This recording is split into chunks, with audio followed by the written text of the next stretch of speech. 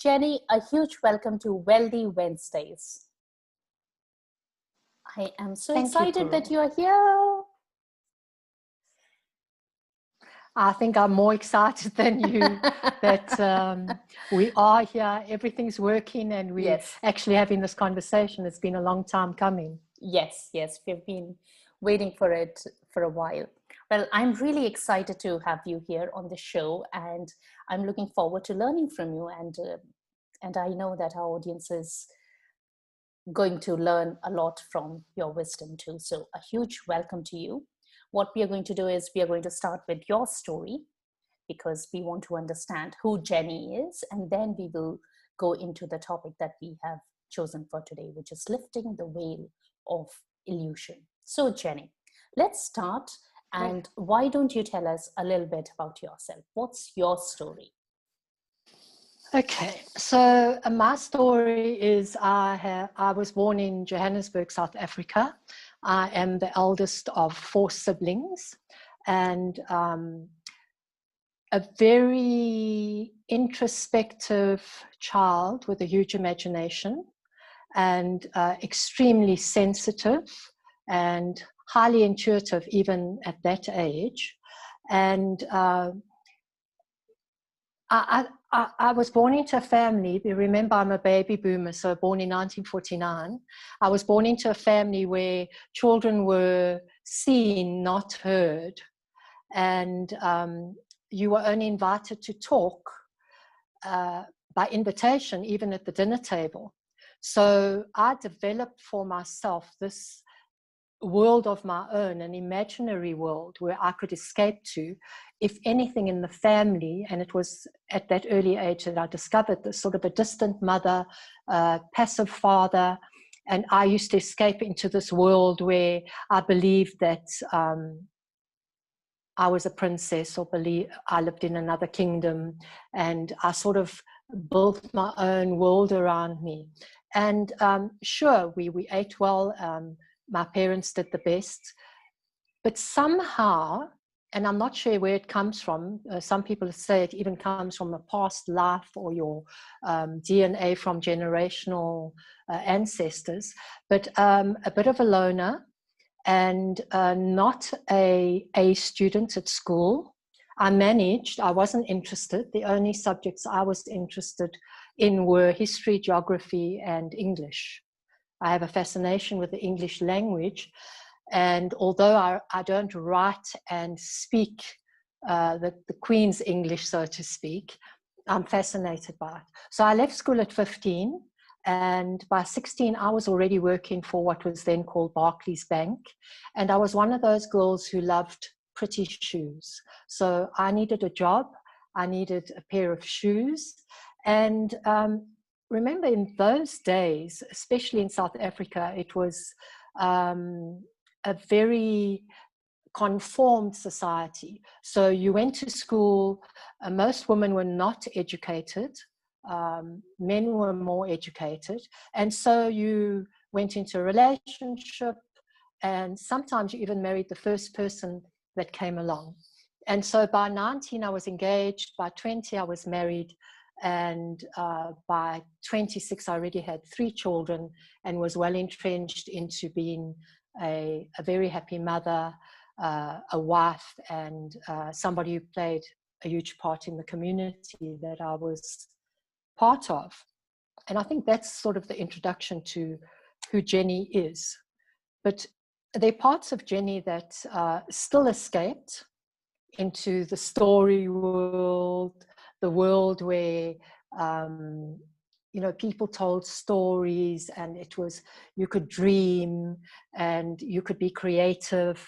And I also liked to talk, so I was on the debating society wherever I could. And much later in life, much later, I joined even Toastmasters. But getting back to the marriage, wonderful marriage, lovely children, challenges, triumphs, and after 17 years I got divorced. Because it's strange, I got divorced around the age of 40, 45, those type of years, not to give an exact year. But before that, one morning when I was 31, my 31st birthday, I woke up And I knew that there was something different about me. I wanted to go back to school. I wanted to be knowledgeable. I wanted to be not famous. I thought, well, maybe you could be a judge, or maybe you could be, what I really wanted is to be this worldwide journalist that traveled to countries and reported on, events that were happening in the world. And as I've written in one of my books, I was married to a man that provided well for his family, and was quite, I wouldn't say jealous, but he definitely ruled the roost, and there was no way he was going to let his wife work. He said the community wouldn't like it, he didn't like it. And it started to rift, the relationship started to rift, because this person who suddenly recognizes herself, who's happy in what she's doing, she's happy with her family, she loves her children, but she wants a little bit more, showed up more and more and more. And eventually we got divorced, and we parted. And cut a long story short, divorces cause trauma for the people that are getting divorced. It triggers a lot of emotions from your childhood. It triggers things you never knew you had. And one of mine was a feeling of shame, humiliation, guilt, loss, and a huge sadness in not having maintained this marriage. Because I always said, I will never get divorced. You get married and it's for life. And in today's world especially, we do know that divorce is 1 out of 3 in some countries. In South Africa, it's 1 out of 2. And so let me go back. Let me just regroup and go back to where I was. So I went on my merry way. I'd never had a job, ever. And in another program, or in some of my videos, I went into sales. And it took me a long time to actually get going, get myself a little bit of a career. But the writing was always there. I wanted to write a book. And I think the first book I ever tried to write was called Honey. And Honey was this woman who, was starting out in a new life and going to experience life in a different way. And let me fast forward, because a lot of my talks and my book, which I'll show just now, covers all this. I went into a relationship, quite a long-term relationship. It was over 10 to 12 years. We got engaged, but we never got married. And I moved to Cape Town. I was there for quite a while, which is on the other side of Johannesburg, about 2,000 kilometers from Johannesburg, but still in South Africa. And then I came home and went to live with my daughter for a while. She just had my first granddaughter, Jewel, so it was this huge thing of being a granny. And it was at this time, was 2003, I came across a series of what I now call spiritual boot camps. They were personal transformation workshops. And the workshops were about what we're going to speak about, lifting the veil, and really having a look at who you truly are, besides the name your mother gave you and who you say you are. So instead of, Jennifer and a coach, who am I besides that? And I think that's what we're going to discuss. But I did 3 of these workshops, one called Turning Point, where you discover who you are, and then 2 follow-up ones. And then I enjoyed that so much that I became their sales manager, one of their facilitators, and I worked there for 5 years, working as a facilitator in the room, which is actually such a gift, because you're hearing the knowledge that is transferred to participants. It's like being in the University of Life, a lot of psychology, and you hear it on rote because it's once a month. So it sort of becomes embodied into the cells. And if it's something you really like, we all know that repetition and intensity is the way to learn something. And then out of the blue, so I'm really jumping now, in 2005, I met somebody new in my life, a wonderful man. which is also in the book. And a year later, we got married. And in this time, so a year before we got married, the father of my children died of cancer. So he'd had cancer for a while. We'd come to terms with each other. We were good friends. And he died, and I went into grief. I didn't think it would affect me at all, really. We'd been divorced for ages. But because this is the father of your children, you have this link to this person. So it was extremely painful, and the grief process was surprising and unbearable. And then I got married, and for a very few special months to this wonderful individual who treated me like a princess. And then one afternoon, about 9 months after the marriage, he walked out onto the golf course. He didn't even play golf, but he said, "Sweetie, I'm going for a walk." He kissed me goodbye. And I got a phone call about 3 minutes later to tell me to hurry to the 13th green. He'd collapsed. He'd had a massive heart attack, and he died. And I'll never forget that day. It was similar to today, actually, a very sunny, hot day in Johannesburg, about 37 degrees. And there I was sitting with his head on my lap on the golf course, whispering to him that everything was going to be okay. And the paramedics were there, and he was, he had passed. But I wanted him to know that I wanted to be there for him in that 20 minutes. Because I have this theory about when people die, it takes time. It takes time for the process to unfold. And so I went into grief for the second time, and I found that extremely difficult. And I've missed out a little bit. So with all this personal transformation, just before I got married, I went and signed up for a coaching degree, an inner life skills coach, and that is my certification. I'm a master coach on inner life skills, so anything to do with what happens inwardly, not externally. And then this husband died. And then while dealing with that grief, I just studied. I signed up for every course. I actually thought I was going to die. And I knew that I had to be busy. My type of mind had to be busy all the time. And I also sort of had this feeling like, what about the others?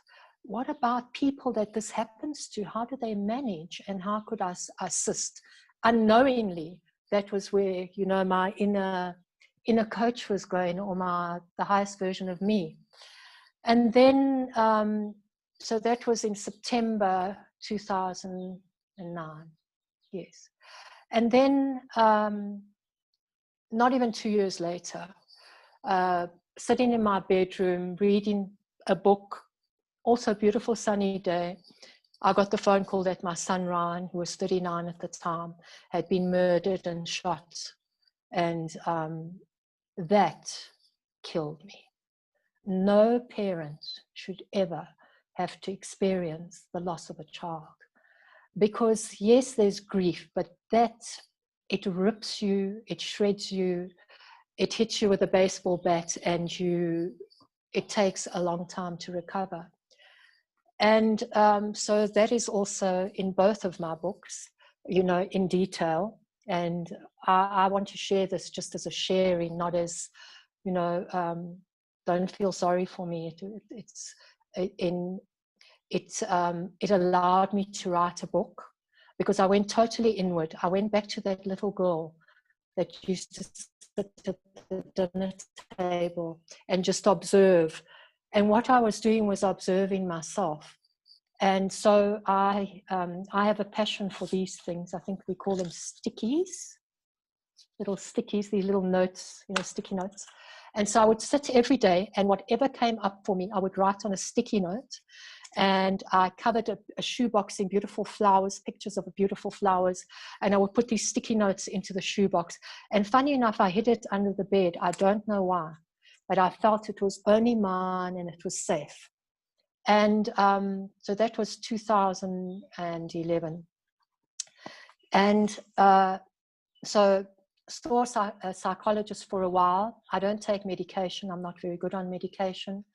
And I felt the best way for me to heal was to do self-coaching, do more certification in the coaching world, and learn how to find how I'm going to bring a message as a contribution and a service to others. And I didn't know if I could. And then in 2017, by chance, the sticky box, the box with the stickies and the story, which was full by now, came out, remembering that a lot of what was written there was personal transformation stuff, like, you are far bigger than any of your fears, you know, get on with it. I mean, hello, speaking to self like that when self is in pain. Yeah. And so I wrote a book called Regenerate, the 8 Steps to Joy. It's pure personal transformation. It's taking responsibility for what happened, not that you caused it, looking at what it is, and then the 8 steps to joy. And so that was the first book I ever wrote, was at 68. And really, it's how I coach. So even now, I use those, although I coach sort of a 4-step process, I use the basis of that. You know, finding out who you are, what is your next step in the 8 steps, and then recovering from a sense of loss and finding your joy. And so that's how, and then by then I was overly qualified, I would say. And I always thought that you should have all these certificates behind you on the wall, framed for people to see, so that they would know that you are this, you know, reliable coach. And quite frankly, I've never coached anyone that's asked for a certificate at all. Yeah. I think I've packed them away. Never have I shown anybody, never has anyone asked. But I had them, and what had happened with that is I healed. Because in every class, in every diverse subject, and the subjects were as diverse as body talk, access consciousness, a bit of NLP, you name it, I've been there. And so I was actually healing through that. And then, so that would be 2018. And then I noticed that I have a few, I love talking, as you know. And so I started, I'm not a very good techie. My knowledge about technology is I nearly said limitless, which is the biggest lie. It doesn't exist. But I started a few Facebook groups where I've now decided that I talk, because I found that the best way for me to get people to know me is by speaking, and I think video is my style. And then this year, in 2020, I was going to Sydney, Australia, on a cruise, and I'd announced this everywhere in my little groups and the others that I belong to, and that I was going on the Queen Mary for this beautiful holiday. And I flew out of South Africa on the 13th of March, arrived in Sydney, and all hell broke loose in the world. And the cruise was cancelled, and on the 14th of March, I was back on the same plane. In fact, when I got on the plane, the air hostess said to me, "A Shiraz, madam," because that's what I had on the flight going to. It was the same plane, same air hostess. And as I arrived back in what we call Oliver Tambo Airport in Johannesburg, our President Ramaphosa locked down the country, and we went into lockdown. Yep. And then following on from there, in May, I joined a group of people who most had never written a book before, in a group run by a wonderful person. And I wrote my second book, Finally Find the Love of Your Life, at any age, a tiny book, 76 pages. And I realized that that is what I teach people. I show people that they can finally find the love of their life at any age. Now, what do I mean by that? And that's why I narrated my story, because the love of your life at 15 and the love of your life at 30 and the love of your life at 50 and the love of your life at 71, which is where I am now, besides the relationship you're in, is with yourself. So Wow. the biggest love of your life is you. So, and that's why I have labeled myself, and I don't like labels, a self-love and relationship coach. And I help women overcome grief, loss, shame, guilt, humiliation, loneliness, and insecurity by arising from issues that have traumatic things that have happened to them, specifically divorce and the loss of a loved one, the loss of a child, the loss of a relationship, the loss of a friendship. And yet, anyone I've coached, it always ends up that they find themselves. And so that's what I mean when we say, thank you, lift the veil of illusion. So clients come to me, I'm divorced, this is the story. We do some observation, we look at the head knowledge, because our beliefs filter into everything we do. It's like we're projecting onto a blank canvas with our beliefs. And then, a few weeks later, or depends on how the sessions are booked, we look at transition, which is teaching them, and it's a simple thing, starts with a simple thing like, and I don't think anybody can see, but just having your hand on your heart, if you do that, it just calms the whole system down, and it sort of takes you in a lift from there to here. Now, when you answer from here, that's transition. You're replacing the head knowledge with the heart knowledge. And that goes on for a few weeks or maybe just one session, depending again on how they want to work. And then from there, obviously, we have to have some adjustments because you've been working with this, and now we want to bring more into play the highest version of you, which is the truth of what you really want from your heart. And so we call it transition. And really what that is correcting the course. And the only way I can explain this is it's the same as an aeroplane. The aeroplane, when you're flying long distance, has a computer, and it's really called George. And when the pilot goes to sleep or he takes some time off, they switch on George, and George flies by a series of iterations to keep on course. So these adjustments would show you how to keep on course so that your mind doesn't hijack outside circumstances, trigger you, and then you sort of off course again. And this is sort of in a very simplistic way that I'm sharing it. So by a series of iterations. And then lastly, because we all need this, not need this, we deserve this, I work with something I call anchoring. And I'm sure you know what that is. And for everybody, for me, it's the click of the fingers. And I've learned that, of course. But for every client, we would find an anchor that they can use. So when you're in a situation and, things are going haywire, you can put your hand on your heart. Firstly, that would immediately just, the nervous system just slows down. And then if you have your own anchor, you can bring yourself back to balance. If there, I don't know if there is balance, but just sort of get you back on track. Yeah. And so that's what I use in my coaching.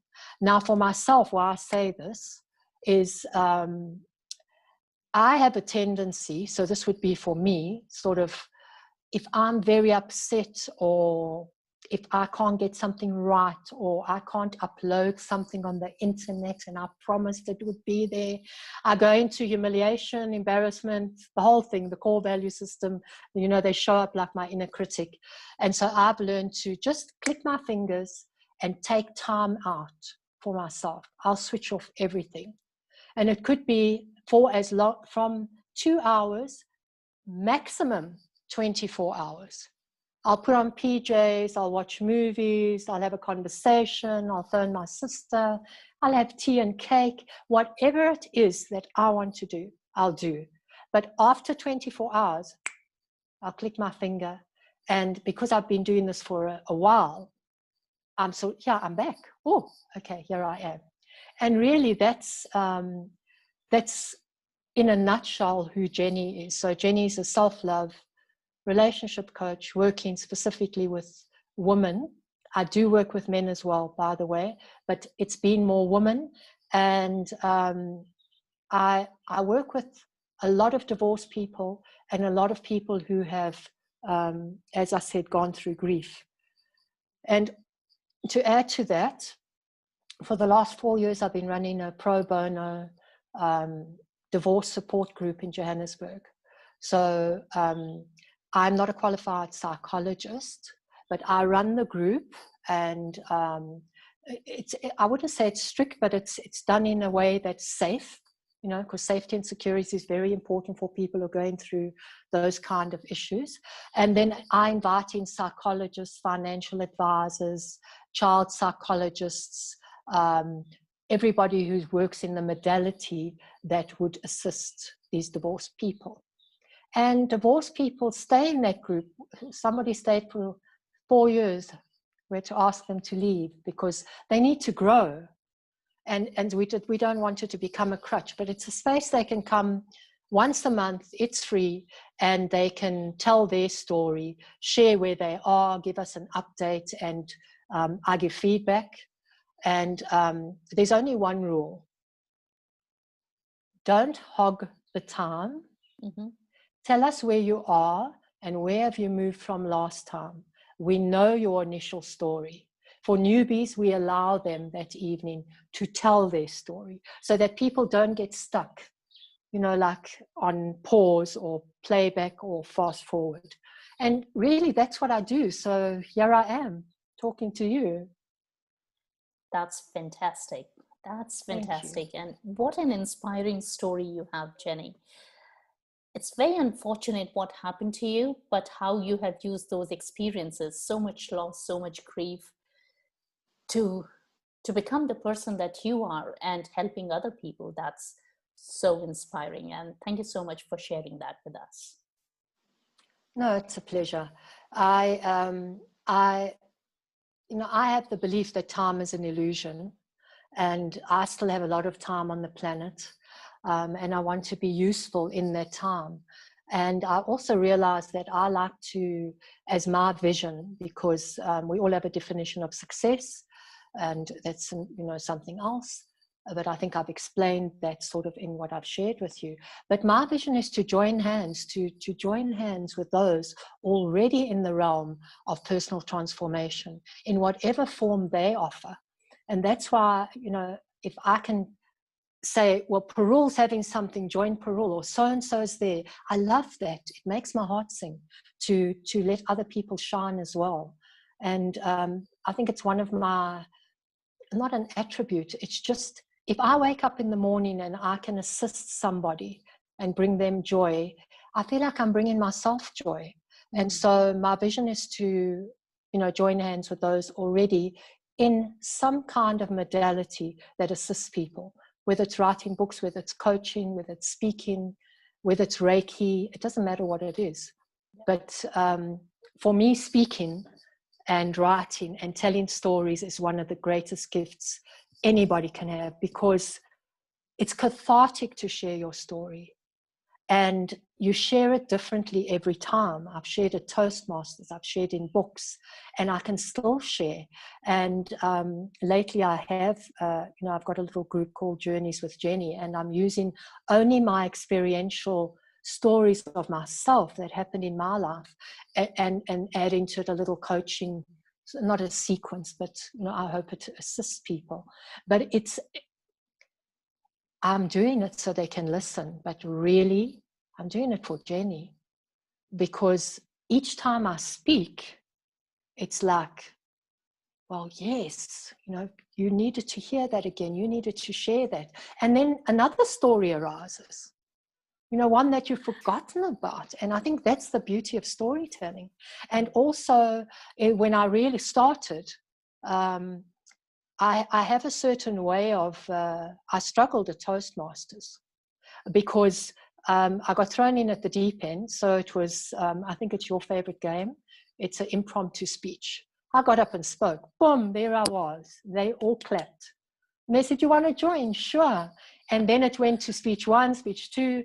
And for speech 1, I remember it started, sorry, I just want to take a sip of water. Toastmaster starts at 6 o'clock. I'm in the car park. Blank. No speech. And I'm sitting there, and every trigger, it's just plain havoc. I told you shouldn't be here. See, you can't write. You don't even know what to speak about. And the inner critics were having a field day, and I was sitting in the car park, and I thought, I'll go home. I'll just go home. They'll never see me again. They don't know me. It doesn't matter. I'll go in and I'll make an excuse. No, you can't do that. So I was 5 minutes late, and I walked in without a speech, and I asked if I could be first. And they said, what are you going to talk about? And I said, just me. And is that the title of your speech? Yes. Mm-hmm. And I actually just related to them what had happened from the moment I left home with my blank piece of paper until I ended the speech in front of the group. Yeah. And they applauded because it was authentic. And then I realized that I'm one of those people that do things at the last minute. Yeah. So desperation versus inspiration. I'm inspired, and then I'm, get merrily along my way. And then at D-Day, I think we had this. So what's the title? Well, there it is. Okay. What's that about? But you do know because it's in you and it's waiting to arise. And so that's, it's how I write. It's how I talk. I sort of get this little intuition in a dream state and, speak about that. And then you just show up the best you can. Sure, for a 45 minutes keynote speech, I would do some introspection and, get my act together. But it would probably be on a subject I know very well, not one that I can't ad-lib. Because, of course, you want to look professional. Yeah. But in general, I don't know what that style is. Maybe you can tell me. But impromptu speaking, I think, is my style. And I just enjoy it. And it's why I always watch your, I might not always comment or be in the group, but I'm sort of doing work and I have this little, on the side watching the stories. And I've learned a lot from you. I highly respect you. You're a great speaker and you know exactly what you're doing, and you give great feedback. So it's always, nice to be part of that. But really, for anyone who's listening, and I never know if anybody is, but if they aren't, they might watch on replay. It's really about finding the love of your life yourself, the highest version of you at any given time, and realizing that we evolve. Our values don't stay the same, they change. So your values that you had even before lockdown, if we really do another values test, I think it would have changed. Yeah. And so to sort of always ask the question, what is my next step? What is my value now? What would I like to say? Who would I like to speak to? And where I am now is, having the courage, like I want these women that I work with to have, is to be far more visible online and offer online. Most of my work is referral. And I think I was chatting to you earlier, since I started to speak in my own little group, the last 3 months have been, was phenomenal. 4 new clients listened to something I spoke about and signed. And yes, that was no offer needed. It was, I heard something and, I want that. So I think we all finding a new way of living and working. Most people don't go to the office anymore. They work from home. And we all have something to offer. Whatever it is that you can offer as a coach, as a mentor, as a consultant, as a healer, whatever it is for you, put yourself out there and be of service, give value to others. And of course, we have the energy of money. You know, this is called Wealthy Wednesdays. Yeah.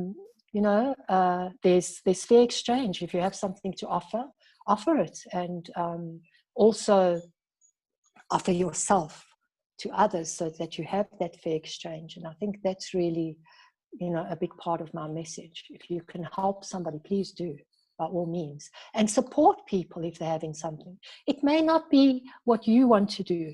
It may not be the course that you want to sign up for now, but advertise them, speak about them. And I think that's really, you know, my story. So, yeah. I thought just the first book I don't have a copy of, but this book is, I'm not sure if they can see it. Oh, Can you I can see it. Yeah. Yes. Finally So find the love of perhaps your life. of your life at any age. And that's available in paperback from me, the author, if you live in South Africa. And if not, you can get it on Amazon, on Kindle and paperback.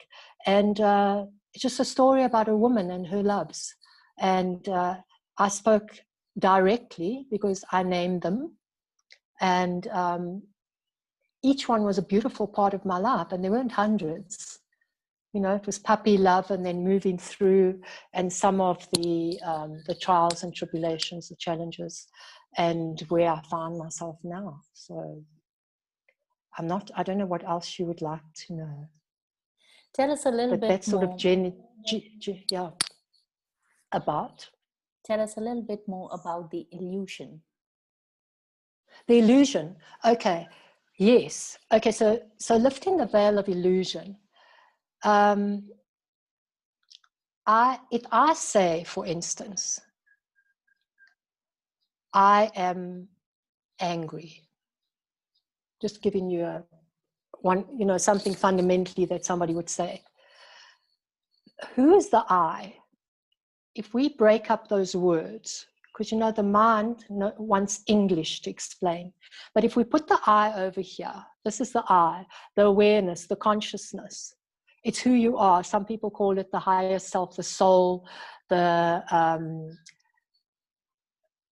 quantum space, Nemo, God, and I respect what everybody believes. That is the I. That I has no emotion. There's no emotion there. There's no loss. There's no grief. There's nothing. It's just the I. Now, the am angry, well, it's not in your handbag. You know, anger it's not arising in you. You hear something, or you see something, or you read something, and it triggers the anger in you. Okay, and anger appears. And where does anger appear? The I's still there. Here's the anger. It appears in the body. And for each person, this emotion that they're feeling will appear in some part of the body. For some, it might be a headache. For some, they can't speak. For some, the stomach, the heart, the toes. It could be anywhere in your body. And to see how what we call is the veil of illusion. So that's the illusion that you are the anger. Because I am angry means that you are this anger. But when you say, I feel angry, it's still not perfect, but it's better. But then if you can go and have a look at where this anger is in your body, you can locate it. It feels here. Now the I is still there. It's feeling no emotion, okay, because it's consciousness. And then you dialogue with this thing called anger. Angry, okay. So how does that feel? Well, uncomfortable. How does that feel? Nauseous. Whatever comes up for you, you downward spiral with the anger. And what will eventually happen is it will come to a stage where it sort of peters out. It gets bored. I call it getting bored. And eventually it might say, well, I don't know. Well, I'm not going to die. I could be apathetic, but I'm not going to die. So I better, all clients say this. Well, then I'll just go back to how I was. So can you see that you are not your anger? There's a separation there. It's a separation from who you are. It's a total separate thing. And I think that's what lifting the veil is. And that's what personal transformation does. It looks at where your belief system, your self-limiting beliefs, your self-limiting sabotage has hijacked your mind from a place of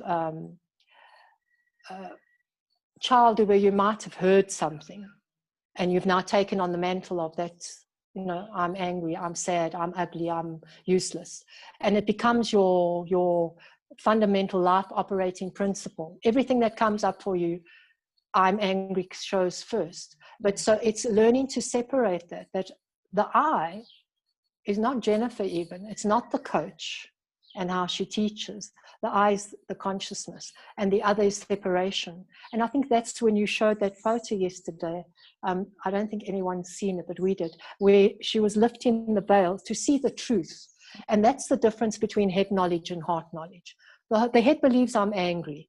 You take somebody to their heart, okay, where's the anger? They've got their hand on their heart. Some can't even locate it. It's a habit. And the only things we know that you can change in life are attitudes and behaviors. And when we change those, we change beliefs. So when I said in the beginning that we filter everything through our belief system onto this blank canvas. So I'm not good enough. That's not the truth.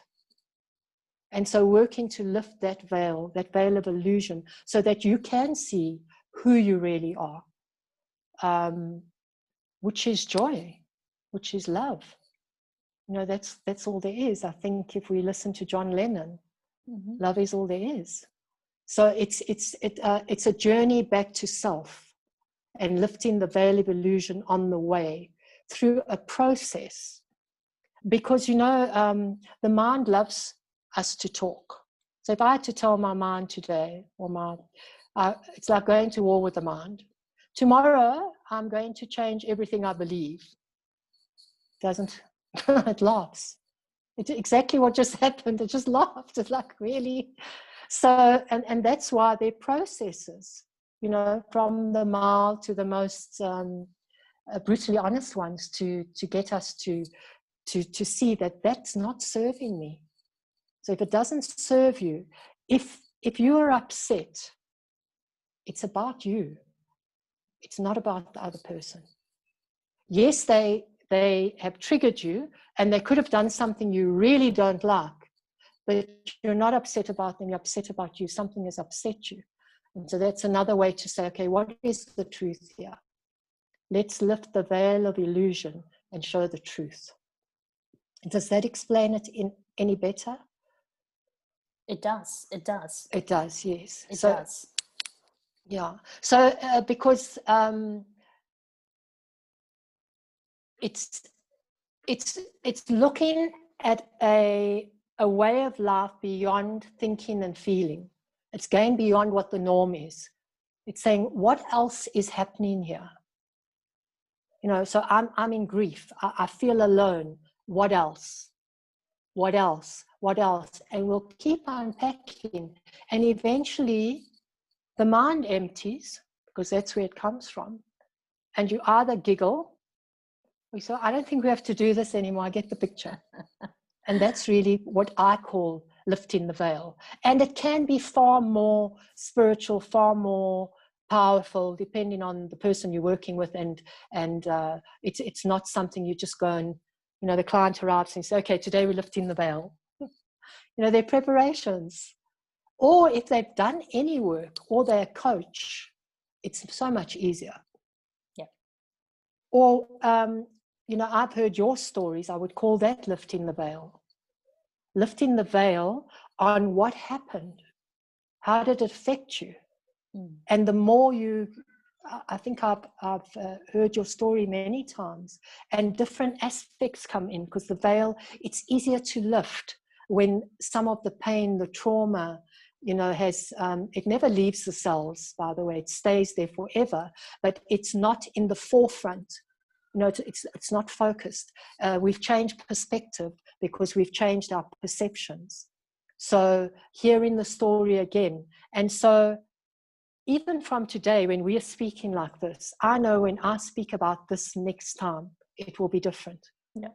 Because what you've asked me, or the conditions of our, this little bubble that we're in, just me and you and our listeners, has already brought new insights on how much easier it was for me to share today. Because I feel safe, I feel secure. Those are some of my highest values.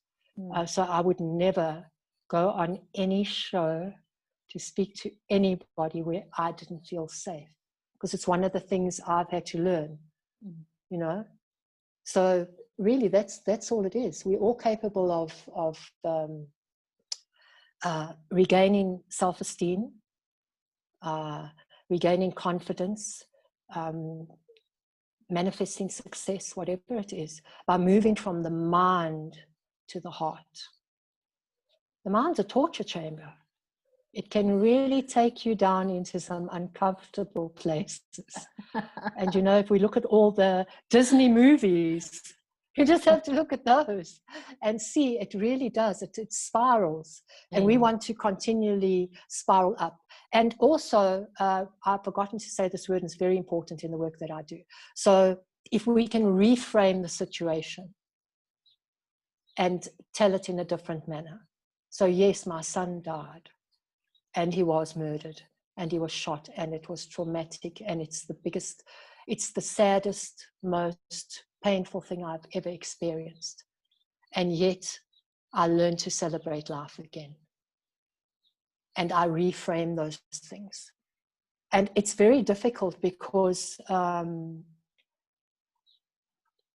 I'm saying this humbly and gently, many times we want to stay in there. It becomes comfortable. And it becomes us. That's our story. That's who we are. Yeah. I'm a widow. It's a famous one. And no, you're not. You are someone who experienced great pain and lost somebody very dear to you. But you are not this labeled person. Yeah. And I think that's what I really try not to do to myself, is label myself. I'm not too old to write another book. I'm definitely not too old, too ugly, too insecure, too stupid, too anything to appear and speak. I'm brilliant. I'm authentic. I'm uniquely me. And I have a Jenny quality that somebody else doesn't have. And not everybody will like me. And that's not why I do what I do.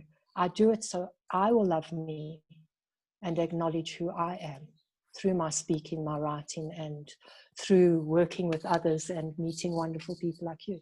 So I think that's really, in a nutshell, what I've enjoyed most on this Wealthy Wednesday. I must tell you, I was perturbed when I read, I knew that you were having these things that was called Wealthy Wednesdays, and I thought, I want to be on there. How am I going to talk about money? It's not my favorite subject. And then it took time watching you, realizing that wealth is far more than your bank balance. Yes. And your bank balance, please God, may it be the best you ever have, me, you, and everybody else. But wealth is so much more. Yeah. So thank you, Parul, for this wonderful talk. I'm not sure if our time is up, but it's been we still really... have a few minutes. I want to Okay, share so with you you share that with me. Yeah. I want to share with you that we actually have a live audience here.